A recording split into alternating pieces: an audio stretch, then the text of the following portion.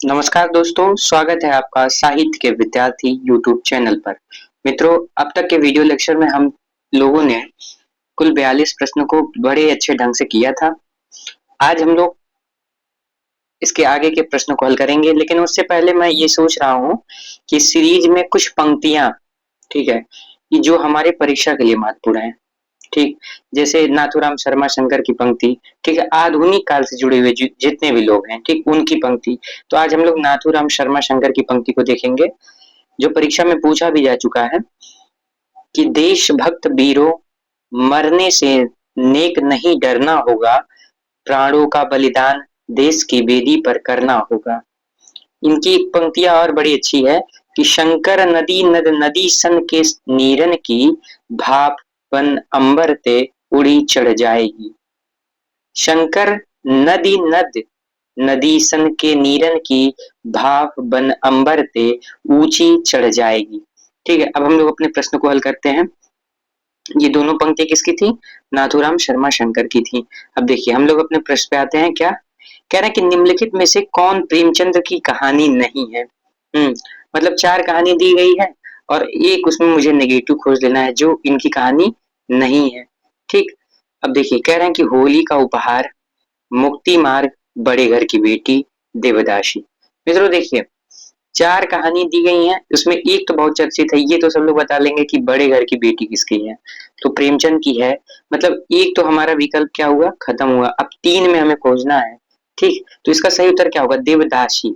अगर आप ध्यान देंगे तो जयशंकर प्रसाद की कहानी है ये। ठीक है, जयशंकर प्रसाद की कहानी कौन है? प्रसाद जी हैं। प्रसाद जी की कहानी है दासी, देवदासी। प्रसाद, ठीक है, जी की कहानी कौन सी है? देवदासी। व्याख्या को पढ़ते हैं हम लोग। व्याख्या में क्या कह रहे हैं? बहुत शानदार ढंग से व्याख्या यह दे रहे हैं कि बता दे रहे हैं इसमें कि देवदासी कहानी के लेखक प्रेमचंद्र नहीं है। ठीक है, तो कौन है? तो जयशंकर प्रसाद है। देवदासी कहानी जयशंकर प्रसाद द्वारा रचित कहानी है। प्रेमचंद को कहानी सम्राट कहा जाता है। प्रेमचंद ने लिखा सबसे उत्तम कहानी वह होती है जिसका आधार किसी मनोवैज्ञानिक सत्य पर आधारित होता है। इसे लगा लीजिएगा महत्वपूर्ण। ठीक है, यह प्रश्न पूछा जा चुका है कि यह किसका कथन है कि सबसे उत्तम कहानी वह होती है जो किसी मनोवैज्ञानिक सत्य पर आधारित होता है। ठीक है, तो यह पंक्ति किसकी है? मुंशी प्रेमचंद की है। मित्रों और एक चीज, इनको उपन्यास सम्राट कहा गया है। ठीक है, अच्छा प्रश्न ये पूछता है कि इन्हें उपन्यास सम्राट किसने कहा? ठीक, तो आपको पता होगा किसने कहा? शरद चंद्र ने कहा। किसने कहा? शरद चंद्र चट्टोपाध्याय ने कहा। ठीक है, ये बड़ा महत्वपूर्ण है, पूछा हुआ है। अब देखिए इनकी प्रमुख कहानियां कौन कौन सी हैं। कह रहे हैं कि प्रेमचंद की प्रमुख कहानियां बड़े घर की बेटी, मुक्ति मार्ग, होली का उपहार। ठीक, मुक्ति मार्ग किसकी कहानी है? प्रेमचंद की है। ठीक, और आप ध्यान देंगे कि इस विकल्प में मुक्ति मार्ग की चर्चा हुई है कि नहीं? हाँ, तो इस विकल्प में भी देखिए मुक्ति मार्ग आया हुआ है। फिर कह रहा है होली का उपहार। ठीक है, यह भी विकल्प में है। नमक का दरोगा, बहुत फेमस कहानी। पूस की रात, ठीक है, पूस की रात बहुत महत्वपूर्ण। अलग्योझा, ठीक है, सज्जनता का दंड, ईदगाह, ठीक है, मनोवैज्ञानिक, ठीक है, बाल मनोवैज्ञानिक पे लिखा गया यह कहानी। हामिद प्रमुख पात्र था इसमें। कह रहे हैं कि सवा शेर गेहूं, यह भी किसकी कहानी है? मुंशी प्रेमचंद की है। अब मित्रों अगले प्रश्न पे हम लोग चलते हैं। कह क्या रहे हैं? हमें कुछ पुस्तक दे रहे हैं और उनके लेखक का नाम पूछ रहे हैं। मतलब यह प्रश्न कहाँ से है? हिंदी साहित्य इतिहास लेखन परंपरा से है। ठीक है, सबसे पहले जब हम किसी भी प्रतियोगी परीक्षा की तैयारी शुरू करते हैं तो आदिकाल से पहले भी ठीक है, जिस टॉपिक का सामना हमसे होता है वो हिंदी साहित्य इतिहास लेखन है। और यहाँ से 3 से 4 प्रश्न आपसे पूछ ही लिए जाते हैं। ठीक है, काल विभाजन से पूछ लिए जाएंगे, इतिहास ग्रंथ लेखक से पूछ लिए जाएंगे। ठीक, अब देखिए बहुत अच्छा, जिस जो भी पुस्तक इसमें दी गई है बहुत चर्चित है। ठीक है, एक बार देखिए, अब साहित्य का इतिहास दर्शन, आज के बाद आप इसको गलत ही नहीं करेंगे। भाषा काव्य संग्रह, ठीक है सर, ये किसकी है? अब देखिए हिंदी भाषा और साहित्य, और हिंदी भाषा और साहित्य का विकास, ठीक, मिलता जुलता अगर थोड़ा भी आप ध्यान नहीं देंगे तो गलत मिला देंगे आप। ठीक, अब देखिए इसे मैं कैसे याद कराऊंगा। ठीक है, बात तो हुई कि मुझे याद होना चाहिए, ठीक।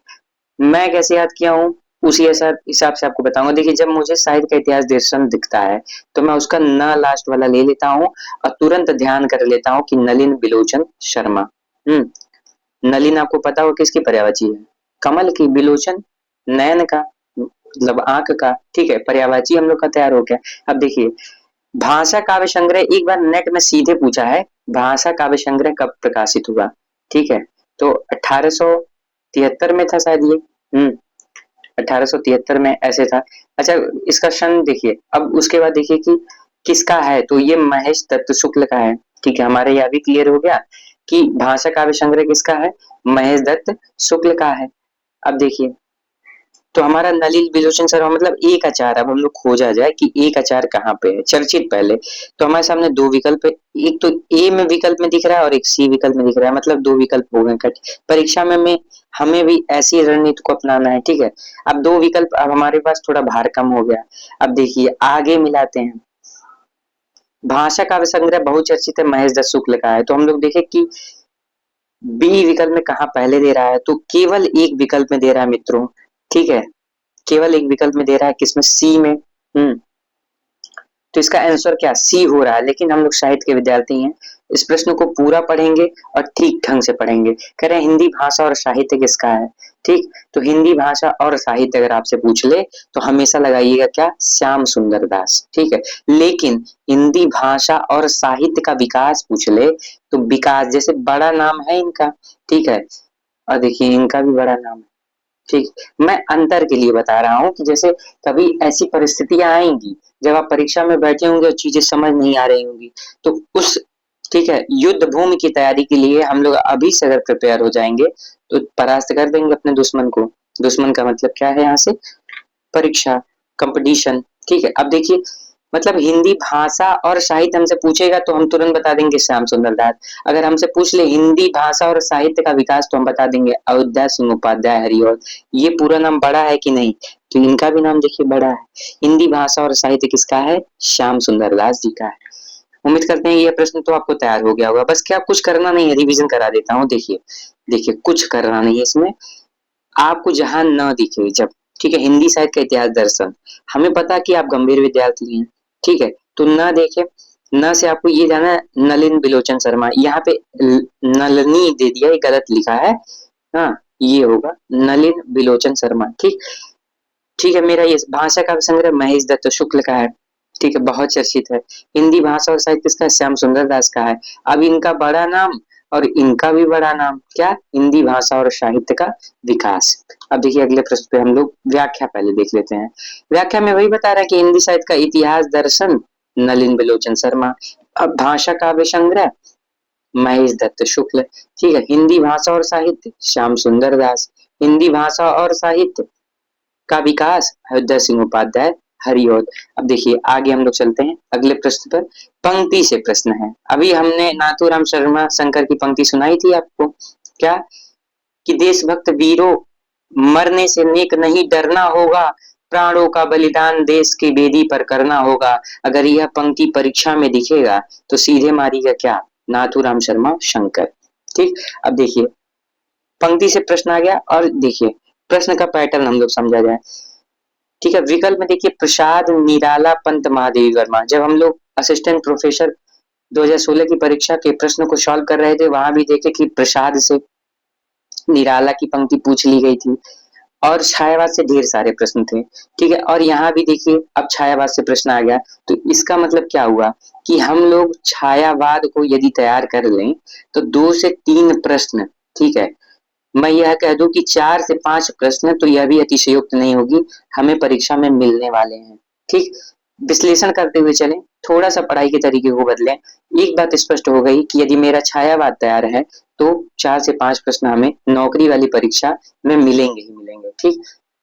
अब देखिए क्या कह रहे हैं, पंक्ति दे रहे हैं कि विपुल मणि रत्नों का छवि जाल।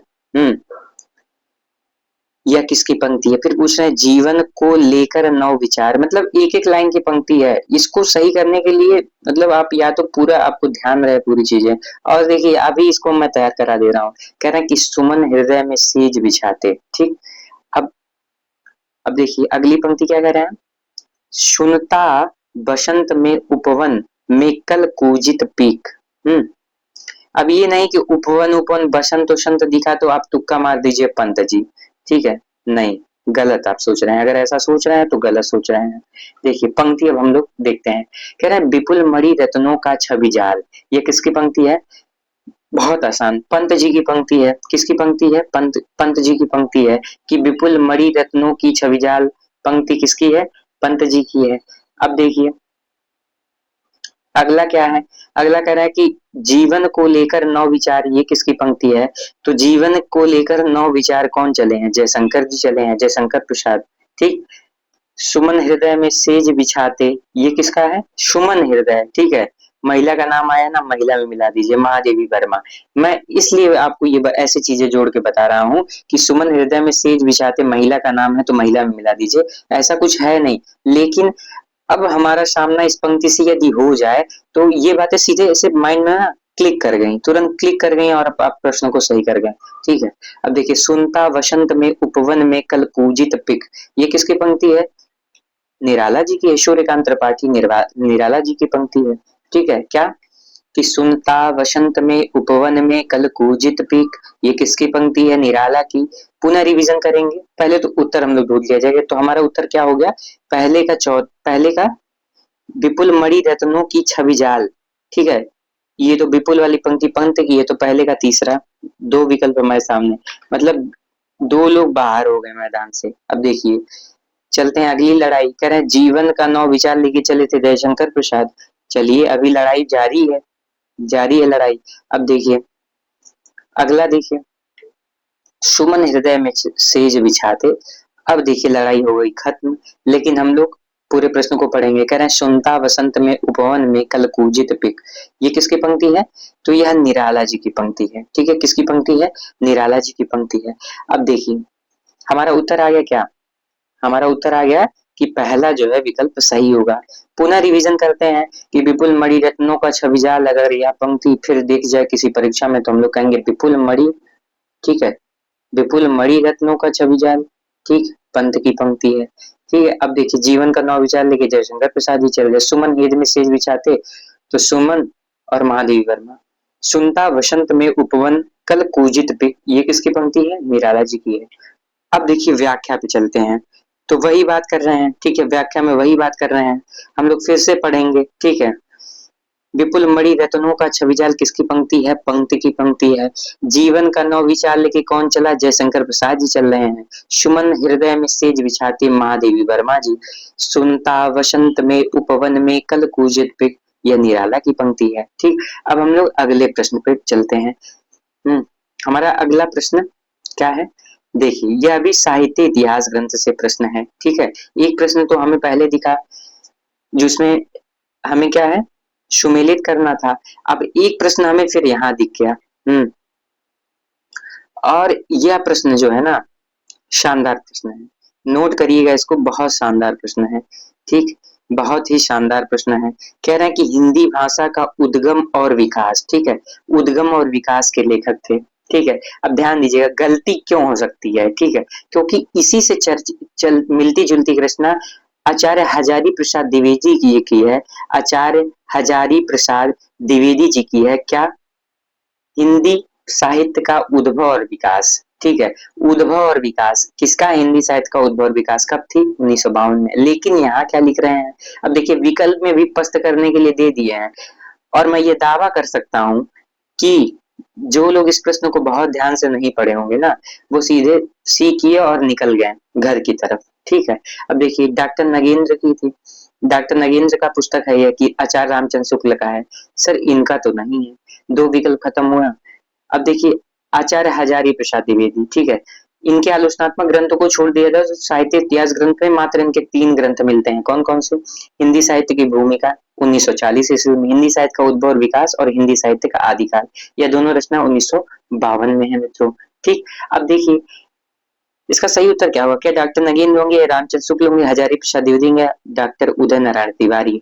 तो आप ध्यान रखिएगा, यह प्रश्न अगर फिर कभी पूछ ले तो आप साहित्य के विद्यार्थी यूट्यूब चैनल से पढ़ के जा रहे हैं, यह प्रश्न कभी गलत मत करिएगा। इसका सही उत्तर होगा डॉक्टर उदय नारायण तिवारी जी, कौन? डॉक्टर उदय नारायण तिवारी जी।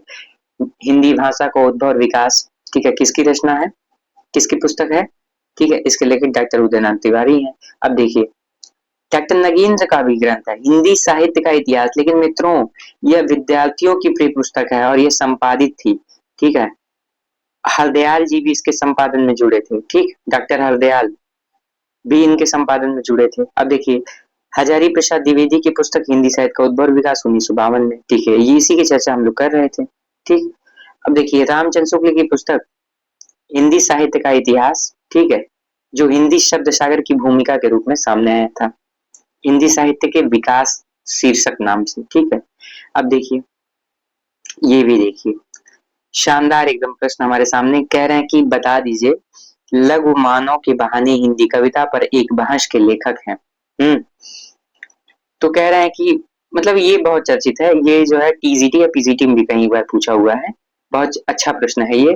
कह रहे नंद दुलारे वाजपेयी थे, कि विजय देव नारायण शाही थे, कि डॉक्टर रामविलास शर्मा प्रख्यात मार्क्सवादी आलोचक, ठीक है। पीजीटी में एक बार प्रश्न पूछा कि निम्न में से कौन प्रख्यात मार्क्सवादी आलोचक हैं, ठीक है, तो रामविलास शर्मा सही थे उसमें।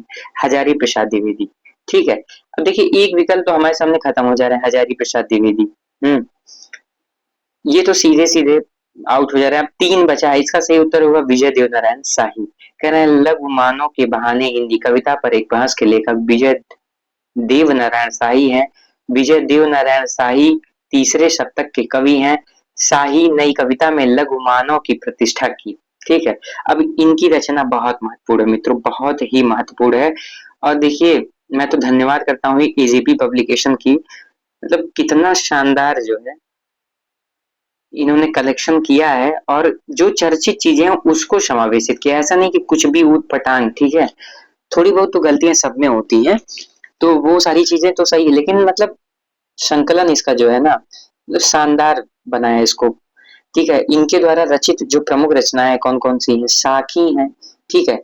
अब ये देखिए, अभी कभी ऑप्शन में दे दे कि साखी रचना है, ठीक है, और ऊपर कबीर या कसो धर्मदास को रख दे, ठीक है, और क्या है विजय देव नारायण शाही को रख दे, तो सब लोग क्या करेंगे? अगर ध्यान से नहीं देखेंगे तो गलतियां हो सकती हैं। अब वो प्रश्न के डिमांड पे समझ आएगा कि हमें किस पे मारना है, ठीक है। अब देखिए, मछली घर बहुत चर्चित है, संवाद तुमसे, ठीक है। तीन ही रचना देखिए यहाँ, बहुत महत्वपूर्ण रचना, कह रहे हैं साखी, मछली घर, संवाद तुझसे, किसका है? विजय देव नारायण शाही का है। अब देखिए, मुक्तिबोध टिप्पणी करते हैं क्या? मुक्तिबोध ने लिखा है नई कविता वैविध्यमय जीवन के प्रति आत्मचेतस व्यक्ति की व्यक्ति की प्रतिक्रिया है। नई कविता का स्वर एक नहीं विविध है, ठीक है। डॉक्टर राम स्वरूप चतुर्वेदी ने लिखा है नई कविता में समग्र मनुष्य की बात ही नहीं कही गई, वरन मनुष्य के समग्र अनुभव खंडों को संयोजित किया है। अब देखिए, मुक्तिबोध का तो नहीं पता, लेकिन अगर राम स्वरूप चतुर्वेदी कुछ बात कह दे रहे हैं, ठीक है, क्योंकि इनकी जो पुस्तक है ना, हिंदी साहित्य और संवेदना का इतिहास, इस पे इन्हें व्यास सम्मान भी मिला, ठीक है। तो मतलब चर्चित पुस्तक है। और ये जैसा होता है ना कि जो पेपर सेट करने वाले लोग हैं, जो प्रोफेसर हैं, वो लोग इन्हीं पुस्तकों का अध्ययन करते हैं। आचार्य रामचंद्र शुक्ल, डॉक्टर रामचंद्र चतुर्वेदी, आधुनिक हिंदी साहित्य का इतिहास डॉक्टर बच्चन सिंह। तो ये पंक्ति अगर आ गई, उन्होंने टिप्पणी कर दिया है नई कविता में समग्र मनुष्य की बात ही नहीं कही गई, वरन मनुष्य के समग्र अनुभव खंडों को संयोजित किया गया, ठीक। तो ये जान लीजिए, बहुत महत्वपूर्ण क्या कह रहे हैं, इसको ध्यान दिया जाए। कह रहे हैं कि नई कविता में समग्र मनुष्य की बात ही नहीं कही गई, ठीक है, माने मनुष्य की समग्रता में बात ही नहीं कही गई, बल्कि क्या है, मनुष्य के समग्र अनुभव खंडों को संयोजित किया गया, जो उनके अनुभव खंड हैं उनको भी संयोजित कर दिया गया है। मतलब मनुष्य की समग्रता की बात ही नहीं, बल्कि उसके दैनिक जीवन के अनुभवों को भी संयोजित करने का कार्य किसने किया, ठीक है। तो किसने किया? नई कविता ने किया। और एक बात जान लीजिए कि प्रयोगवाद की एक विशेषता क्या थी, हम लोगों ने पढ़ा था, उसे प्रश्न इसी पेपर में पूछा हुआ। प्रयोगवाद की एक विशेषता थी क्षण, मतलब देखिए, हम लोग एक एक क्षण का प्रयोग करते हैं ना, जब हम लोग तैयारी के दिनों में आते हैं तो एक एक क्षण का प्रयोग करते हैं। तो क्षणवाद किसकी विशेषता है? प्रयोगवाद की। देखिए, अगला प्रश्न हमारा शानदार प्रश्न है, काव्य हेतु से प्रश्न है, और बहुचर्चित प्रश्न है, इसको तो आराम से आप सही कर सकते हैं। देखिए, देखिए काव्य हेतु से प्रश्न क्या है कि काव्य हेतु संबंधी प्रस्तुत पंक्तियों के रचयिता हैं। ठीक है, शक्ति निपुणता कहीं दिख जाए आपको, ठीक है, निपुणता शब्द दिख जाए, ठीक है, तो आपको मैं बताऊंगा, अभी पूरा प्रश्न पढ़ लूं तो इसका उत्तर बताऊंगा। निपुणता शब्द अगर दिखे, शक्ति व्युत्पत्ति और निपुणता शब्द अगर कहीं दिखे तो एक ही लोग सामने आते हैं। ठीक है, देखिए अब हम लोग प्रश्न को पढ़ते हैं। कौन, क्या शक्ति निपुणता लोक शास्त्र काव्यावेक्षणात् काव्यज्ञ शिक्षयाभ्यास इति हेतु तदुदभवे। ठीक है, तदुदभवे। अब देखिए क्या कह रहे हैं, शक्ति निपुणता लोक शास्त्र काव्यावेक्षणात् काव्याग शिक्षयाभ्यास इति हेतु, इत हेतु दुदभवे। अब देखिए ये पंक्ति किसकी है, क्या कुंतक की है कि आनंदवर्धन की है, मम्मट की है कि विश्वनाथ की? ये पंक्ति मम्मट की है। देखिए शक्ति निपुणता शब्द दिखे, ठीक है, इन्होंने जो है काव्य के तीन हेतु माने। ठीक है, कौन कौन से माने? तो शक्ति नहीं, निपुणता, व्युत्पत्ति और अभ्यास, तीन इन्होंने माना। निपुणता, शक्ति, निपुणता और अभ्यास। ठीक है, शक्ति मिल गया, शक्ति हो गया कि शक्ति, ठीक है, पहले ही स्पष्ट है। देखिए शक्ति अगर शब्द आ जाए, निपुणता आ जाए और एक अभ्यास, अभ्यास, ठीक, ये तीन काव्य हेतु इन्होंने माना है। बहुत चर्चित है इनका काव्य हेतु। कभी कभी ऐसे पूछ लेता है कि शक्ति, निपुणता और अभ्यास काव्य हेतु किसने माना है। देखिए मित्रों, अब देखिए क्या कह रहे हैं, बहुत आराम से बातें कह रहे हैं अपनी, कि देखिए उक्त काव्य हेतु संबंधित पंक्तियां आचार्य मम्मट की हैं। आचार्य मम्मट ने शक्ति, निपुणता और अभ्यास, देखिए बात आ गई सामने, शक्ति, निपुणता और अभ्यास को संयुक्त रूप में हेतु स्वीकार किया है। अच्छा, आचार्य दंडी, दंडी क्या बोलते हैं? दंडी कहते हैं नैसर्गी च प्रतिभा स्वतम च बहु निर्मलम अमंद इच्छाभियोगस्या कारणम कारणम स्यात् प्रतिभा कारणम काव्य संपदा है, काव्य संपदा है।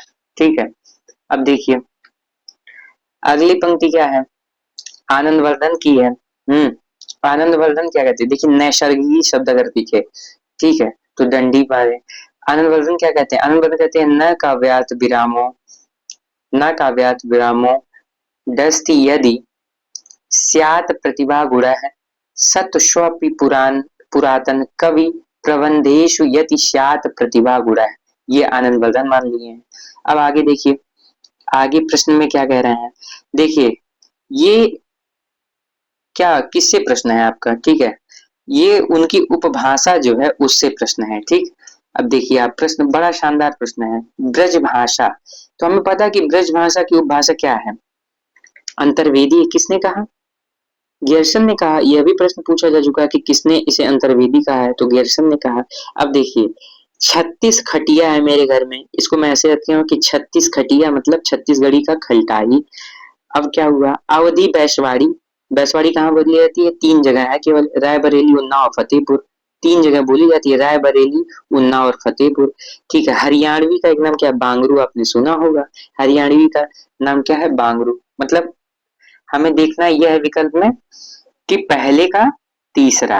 अब हम लोग देखते हैं अपने पहले का तीसरा। देखिए एक ही विकल्प में है, पहले का तीसरा हो गया, और क्या दूसरे का चौथा, मतलब क्या हुआ, दूसरे का चौथे का क्या अर्थ आपको पता चल रहा है कि अवधि बैसवाड़ी वहां लिखा था। ठीक है, हरियाणवी का बांगरू मतलब पहला।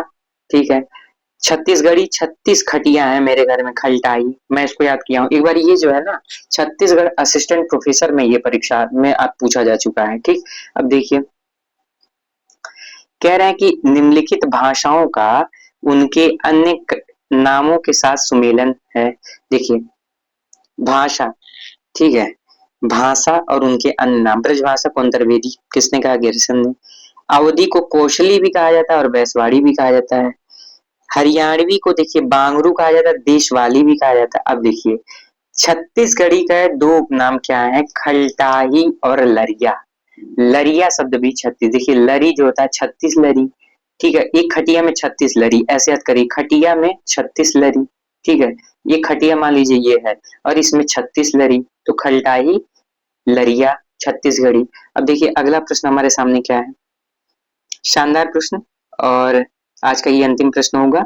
क्या कह रहा है कि चंद्रकांता उपन्यास के संबंध में असत्य कथन को चिन्हित कीजिए। मतलब चंद्रकांता उपन्यास की विषय वस्तु से प्रश्न पूछ रहे हैं और बता दे रहे हैं कि इसको जो है आप इसमें जो गलत है उसको बता दीजिए। ठीक है, देखिए शानदार प्रश्न। हमें पता है कि देवकी नंदन खत्री तिलिस्मयारी उपन्यास के क्या माने जाते हैं, प्रवर्तक माने जाते हैं। अगर हमसे पूछ ले जासूसी उपन्यास के प्रवर्तक कौन है, तो हम लगा देंगे सर गोपाल राम गहमरी जासूसी उपन्यास के प्रवर्तक हैं। मित्रों अब हम लोग प्रश्न को पढ़ते हैं। कह रहे हैं यह परीक्षा गुरु के बाद की कृति है। ये तो सही होगी क्योंकि आचार्य रामचंद्र शुक्ल ने परीक्षा गुरु को हिंदी का पहला उपन्यास माना है और उसके पहले भी जो कुछ अन्य विद्वानों ने हिंदी के पहले उपन्यास के विषय में चर्चा प्रस्तुत की है उसके विषय इसके बाद ही पहले के ही हैं। ठीक, अब देखिए इसमें असाधारण कल्पना शक्ति निहित है। चलिए थोड़ा इस पे संदेह मुझे लग रहा है। ठीक, अब देखिए इसका प्रकाशन 894 में हुआ था। मित्रों मिल गया हमें अपना उत्तर, लेकिन हम पूरे प्रश्न को पढ़ेंगे। कह रहे हैं क्या, इस उपन्यास में रहस्य को सुरक्षित रखने वाला कथा संगठन विद्यमान है। ठीक, अब देखिए अगर आप थोड़े भी गंभीर विद्यार्थी हैं और देवकीनंदन खत्री के को जानते हैं तो आप ये जानते होंगे कि इन्हीं को चंद्रकांता उपन्यास को ही पढ़ने के लिए बहुत से लोगों ने हिंदी सीख ली। मतलब इतना प्रभावित किया इनका यह उपन्यास। ठीक, आपको यह भी पता होगा मित्रों कि इनका जो चंद्रकांता था वो तो 1888 में था। ठीक है, और ये जो 94 बात कर रहे हैं 94 में तो इनका कोई उपन्यास नहीं था। एक था 1894 में चंद्रकांता संतति, चंद्रकांता संतति था। अब देखिए मतलब हमें पता चल गया कि इसका प्रकाशन जो लिख रखे हैं कि 1894 यही गलत होगा, बाकी सभी विकल्प सही हैं। क्या विकल्प कह रहे हैं इसमें असाधारण कल्पना की शक्ति निहित है। चलिए इसमें असाधारण कल्पना शक्ति निहित है। ठीक है, तिलिस्मी अय्यारी में कल्पना तो करना ही होगा। ठीक, इस उपन्यास में रहस्य को सुरक्षित रखने वाला कथा संगठन विद्वान। एक बात हम लोगों को आज पता चल गई कि जो चंद्रकांता उपन्यास है उसमें रहस्य को सुरक्षित रखने वाला कथा संगठन विद्यमान है। व्याख्या को पढ़ते हैं ठीक ढंग से। आज इनके सारे उपन्यास को तैयार कर लेंगे हम लोग। ठीक है, ये आज का अंतिम प्रश्न लेकिन शानदार प्रश्न होगा। अब देखिए कह रहे हैं कि चंद्रकांता का प्रकाशन 1894 में यह कथन गलत है, जबकि इसका प्रकाशन कब हुआ, 1888 हुआ। 1899 में इसका प्रकाशन हुआ। कमेंट करके बता सकते हैं। ठीक है, ठेठ हिंदी की ठाठ। ठीक, ठेठ हिंदी की ठाठ हृदय सिंह उपाध्याय हरिऔध। अब देखिए इसके लेखक देवकीनंदन खत्री थे। देवकीनंदन खत्री को हिंदी में तिलिस्मी अय्यारी उपन्यासों का प्रवर्तक माना जाता है। ये सारी बातें हम लोग चर्चा कर लिया पहले। अब देखिए इनके जो उपन्यास है वो तैयार हो जाए आज। ठीक, कह रहे हैं कि चंद्रकांता किसका उपन्यास है, पूछे हमसे, हम कह दी सर चंद्रकांता देवकीनंदन खत्री का है। ठीक है, खत्री को ध्यान रखिए, खत्री शब्द को। और देखिए ता ती चंद्रकांता संतति इनका भी खत्री का ही है। नरेंद्र मोहिनी 1893 में यह भी इनका है। वीरेंद्र वीर, ठीक, यह भी किसका है, देवकीनंदन खत्री का। कुसुम कुमारी यह भी है, ये बड़ा इंपॉर्टेंट। काजर की कोठरी, अनूठी बेगम और गुप्त बोधना और भूतनाथ। ठीक है, मुझे जहां तक याद आ रहा है कि भूतनाथ इनका क्या था, अपूर्ण था। ठीक है, भूतनाथ अपूर्ण था और इसको पूरा कौन किया, इनके पुत्र थे दुर्गा प्रसाद खत्री, उन्होंने ही पूरा किया था। ठीक, अब हम लोग ध्यान से देखेंगे। देखिए दो का सम तो एकदम इम्पोर्टेंट है, हम याद ही कर लेना। किसका किसका, चंद्रकांता और चंद्रकांता संतति का। क्यों, क्योंकि एक बार असिस्टेंट प्रोफेसर में पूछ लिया और उसको गलत लिख के पूछा, तो इसलिए हमारे लिए अत्यंत महत्वपूर्ण। कह रहे चंद्रकांता कब था, 1888 में। 1888 में देखिए कुछ करना है ही नहीं आपको। अगर चंद्रकांता का प्रकाशन पता है, ठीक है, तो आपको कुछ करना नहीं है। आपको पता चल गया कि 1888 में मित्रों क्या था, चंद्रकांता था। कुछ करना नहीं है, इसी में 8 जोड़ दीजिए। 1894 चंद्रकांता संतति आ गया। और मुझे जहां तक याद आ रहा है ये 6 भागों में था। ठीक है, 6 भागों में था। अब देखिए नरेंद्र मोहिनी, वीरेंद्र वीर, कुसुम कुमारी, काजर की कोठरी, अनूठी बेगम, गुप्त गोदना, भूतनाथ किसके उपन्यास, तो हम तुरंत बता देंगे देवकीनंदन खत्री के। मित्रों आज का ये वीडियो लेक्चर यहीं समाप्त होता है। उम्मीद करते हैं कि आपकी पढ़ाई लिखाई चल रही होगी। यदि नहीं चल रही है तो पढ़ना शुरू कर दीजिए, क्योंकि इसके अलावा हमारे पास कोई विकल्प ही नहीं है। धन्यवाद। जय गुरु।